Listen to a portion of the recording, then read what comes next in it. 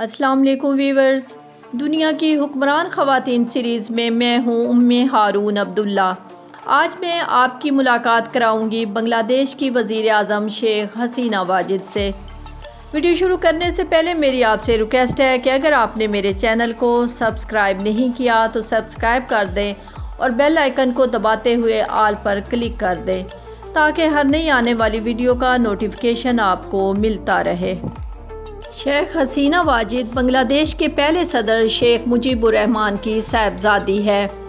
17 साल शेख हसीना को जनूबी एशिया की ख़वातीन में अहम और मुनफरिद मकाम हासिल है क्योंकि वो चौथी मरतबा बांग्लादेश की वज़ीर आज़म बनी हैं। बांग्लादेश अवामी लीग नामी पार्टी से तल्लुक़ रखने वाली शेख हसीना वाजिद चौथी मरतबा सन 2018 में वज़ीर आज़म मुंतखब हुई। इनका बेटा सजीब वाजिद बिजनेसमैन और सियासतदान है, जबकि इनकी बेटी साइमा अगरचे सियासत में नहीं ताहम वो हुकूमती ओहदों पर बराजमान हैं। इनका शुमार बांग्लादेश के मकबूल तरीन सियासतदानों में होता है। हालिया हुकूमत में इनकी जानिब से किए गए कई मुतनाज़ा फैसलों के बायस इन्हें सख्त तनकीद का सामना है। इन पर सियासी मुखालफिन को कैद व सज़ाएँ देने का इल्ज़ाम है। उन्होंने जमात इस्लामी बांग्लादेश के बहुत से रहनुमाओं को मौत तक की सज़ाएँ दी। वो पहली मरतबा 1986 में रुकने असम्बली बनी।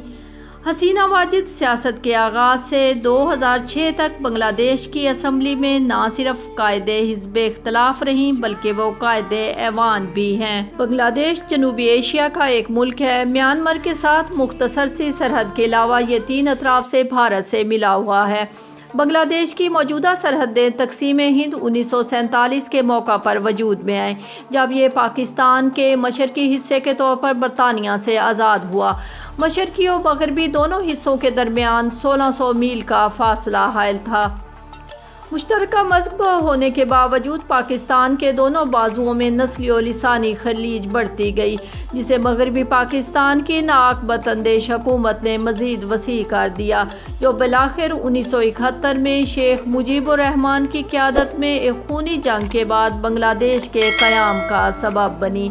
इस जंग में बांग्लादेश को भारत की मुकम्मल मदद हासिल रही और भारत की साजिश के ज़रिए बांग्लादेश वजूद में आया। शेख मुजीबुर रहमान को भारत ने एक मोहरे के तौर पर इस्तेमाल किया। पाकिस्तान और बांग्लादेश के तल्लुकात अमूमी तौर पर तो अवाम में दुरुस्त हैं, अलबत्ता जो इख्तलाफात हैं वो दोनों ममालिक की हुकूमतों के माबैन हैं। पाकिस्तान के वज़ीर आज़म इमरान खान ने बांग्लादेश की वज़ीर आज़म हसीना वाजिद को पाकिस्तान आने की दावत दी है। ये राब्ता अशरों बाद हुआ है। उम्मीद है कि बांग्लादेशी वज़ीर आज़म इस मुखलिसाना दावत को कबूल करके अशरों से सर्दमोरी के शिकार तल्लुकात को सिरे-नो इस्तवार करने की कोशिश करेंगी। दोनों मुल्क एक तवील अरसे तक एक ही मुल्क की हैसियत से ज़िंदा थे, लेकिन 70 की दहाई में इन दोनों मुल्कों के दरमियान पहले सर्द जंग चलती रही, फिर गर्म जंग के साथ पाकिस्तान का मशरकी हिस्सा बांग्लादेश बन गया। 1971 के बाद यही सूरत हाल बहाल है। पाकिस्तान की हुकूमतों की तरफ से बारहा तल्लुकात की बेहतरी की कोशिशें की गईं, लेकिन बांग्लादेश की सर्दमोहरी की वजह से दोनों मुल्कों के दरमियान तल्लुकात की बहाली मुमकिन न हो सकी। बदकिस्मती से दोनों मुल्क एक अहमकाना साइकी में मुब्तला हैं। बांग्लादेश को शिकायत है कि पाकिस्तान एक तवील अरसे तक बांग्लादेश का इस्तेहसाल करता रहा। पाकिस्तान को तो ये शिकायत रही है कि बांग्लादेश ने पाकिस्तान को नज़रअंदाज करके भारत से दोस्ताना ही नहीं सफारती तल्लुकात भी बहाल कर लिए। ये शिकवे शिकायत चलते रहते हैं। आज की दुनिया में सबसे अहम 2 मुल्कों के दरमियान इक्तसादी तल्लुकात होते हैं। पाकिस्तान बांग्लादेश से बोट समेत कई अशिया दरामद करता रहा है और बांग्लादेश पाकिस्तान से काटन और कपड़े समेत बहुत सी अशिया दरामद कर सकता है। अब 50 साल से ज़्यादा का अरसा हो गया है, तल्लुकात में बेहतरी की सूरत नज़र नहीं आ रही है, ख़ास तौर पर इक्तसादी तल्लुकात में। इसमें कोई शक नहीं है कि माजी में दोनों मुल्क एक दूसरे से ज़्यादती की शिकायत करते रहे। दोनों मुल्कों ख़ुसूसन बांग्लादेश ने पाकिस्तान से तल्लुकात में कोई सरगर्मी नहीं दिखाई। इसमें कोई शक नहीं कि मुत्तहिदा पाकिस्तान में पाकिस्तान की तरफ से भी ज़्यादतियाँ होती हैं। رہیں اور بنگلہ دیش نے بھی پاکستان کے مقابلے میں بھارت کو ترجیح دی۔ بہرحال یہ ماضی کی باتیں ہیں۔ بنگلہ دیش بھارت سے جغرافیائی لحاظ سے جڑا ہوا ملک ہے، جبکہ پاکستان اور بنگلہ دیش کے درمیان ہزاروں میل کا فاصلہ موجود ہے، جو دونوں ملکوں میں اجنبیت کا بڑا سبب ہے۔ دنیا کے ملکوں کے درمیان تعلقات میں اونچ نیچ ہوتی رہتی ہے، لیکن وقت کے ساتھ ساتھ حالات میں تبدیلی ہوتی رہتی ہے۔ پاکستان کے وزیر اعظم عمران خان کے اقتدار میں آنے کے بعد بیرونی ملکوں خصوصاً پڑوسی ملکوں سے دوستی کی مسلسل کوششیں کی جا رہی ہیں۔ آج کی دنیا میں دوستی کا مطلب اقتصادی تعلقات میں بہتری لیا جاتا ہے، اور پاکستان اور بنگلہ دیش کے درمیان اقتصادی روابط کی بڑی گنجائش ہے۔ اگر پاکستان اور بنگلہ دیش کے درمیان اقتصادی تعلقات قائم ہوتے ہیں تو ان میں وسعت کی بڑی گنجائش ہے، جس کا احساس دونوں ملکوں خصوصاً بنگلہ دیش کو زیادہ ہونا چاہیے۔ اس حقیقت کے تسلیم کرنے میں کسی قسم کی کوتاہی نہیں ہونی چاہیے کہ آج کی دنیا میں نظریاتی دوستی اتنی اہم نہیں رہی جتنی اقتصادی دوستی اہم ہو گئی ہے۔ عمران خان کے حسینہ واجد سے رابطے کے بعد برف پگھلی۔ 15 سال بعد پاکستان سے زرعی اجناس کی خریداری شروع ہوئی۔ پاکستان اور بنگلہ دیش تعلقات میں بہتری کے لیے بہت بڑی پیش رفت کے بعد بنگلہ دیش نے 15 سال بعد پاکستان سے زرعی اجناس کی خریداری شروع کر دی ہے۔ ڈھاکہ میں پاکستانی ہائی کمیشن فعال ہونا پاک اور بنگلہ دیش کے درمیان تعلقات بحالی میں اہم پیش رفت ہے۔ وزیر اعظم عمران خان کے بنگلہ دیش ہم منصب شیخ حسینہ واجد سے حالیہ رابطے کے بعد تعلقات میں بہتری کا عمل جاری ہے۔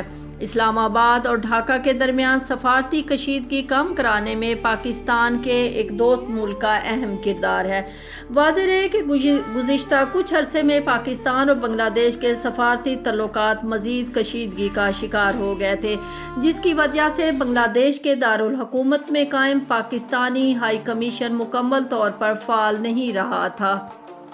بنگلہ دیش آبادی کے لحاظ سے دنیا کا 7واں بڑا ملک ہے۔ یہ تیسرا سب سے بڑا مسلم اکثریتی ملک ہے۔ جغرافیائی اعتبار سے یہ دریائے گنگا و برہمن پتر کے زرخیز دھانوں پر واقع ہے۔ مونسون کی سالانہ بارشوں کے باعث بنگلہ دیش میں سیلاب اور طوفان معمول ہیں۔ ریاستی مذہب اسلام ہے۔ بنگلہ دیش کا آئین مذہب کی آزادی کی حمایت کرتا ہے اور قطع نظر مذہب کے تمام بنگلہ دیشی شہریوں کو مساوی بنیادی حقوق حاصل ہیں۔ بنگلہ یا بنگالی کو سرکاری زبان کی حیثیت حاصل ہے اور بہاری آبادی جو اردو گو ہے غیر شہری سمجھا جاتا ہے۔ اردو دان آبادی کی تعداد 4 لاکھ بتائی جاتی ہے۔ ڈھاکہ بنگلہ دیش کا دارالحکومت ہے۔ اس کی آبادی 90 لاکھ سے زیادہ ہے، جس کی بدولت یہ بنگلہ دیش کا سب سے بڑا اور دنیا کے گنجان آباد ترین شہروں میں سے ہے۔ یہ شہر پٹسن کی منڈی اور صنعت و تجارت کا مرکز ہے۔ یہاں کی ململ دنیا بھر میں مشہور تھی، لیکن برطانوی عہد حکومت میں اس عظیم شہر کی صنعت کو برباد کر دیا گیا۔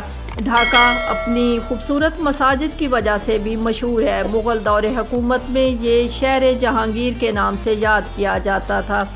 تقسیم ہند کے بعد بھی یہ مشرقی پاکستان کا انتظامی دارالحکومت قرار پایا، جبکہ 1971 میں سقوط پاکستان کے بعد 1972 میں اسے نو آموز مملکت بنگلہ دیش کا دارالحکومت قرار دیا گیا۔ آج کی ویڈیو بس یہیں تک، اجازت چاہوں گی، دعاؤں میں یاد رکھیں۔ اللہ حافظ۔